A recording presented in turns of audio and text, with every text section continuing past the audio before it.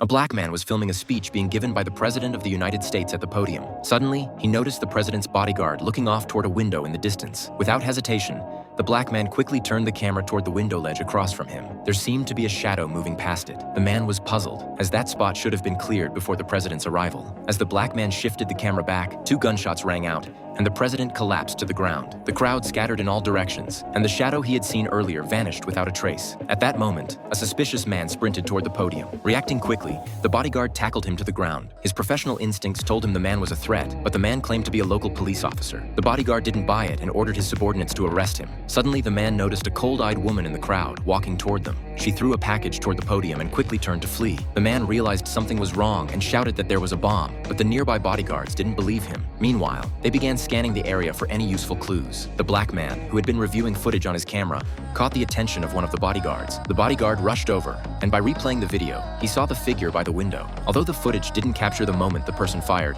there was no doubt that this individual was the primary suspect. Another bodyguard volunteered to check the room where the person had been seen, while the first bodyguard stayed to review the footage. But just then, the bodyguard's eyes widened, and an ominous feeling washed over him. Then, a loud explosion went off. As the smoke cleared, the black man slowly rose from the ground, alive but shaken. He saw a little girl standing alone, and quickly scooped her up, running her to safety. He had intended to hand the girl over to her parents, but then he spotted the suspicious man running frantically. The black man entrusted the girl to the police and continued filming the chase. The reason the man was running so fast became clear. He was chasing his girlfriend. The woman, having used his police credentials, had helped smuggle in a backpack. The explosion had occurred when she threw the backpack under the podium. To uncover the truth, the suspicious man had to find his girlfriend. But as he ran across the street, he was stunned to see her sitting in an ambulance. While he was distracted, a speeding car hit him, throwing him to the ground. The bodyguards were still chasing him, and the man had no choice but to keep running. The black man, having exhausted all his energy from following the chase, was nearly unable to continue. But then he noticed a bridge above the road and rushed toward it, hoping to get a better view of the suspicious man's movements from a higher vantage point. As he pulled out his camera,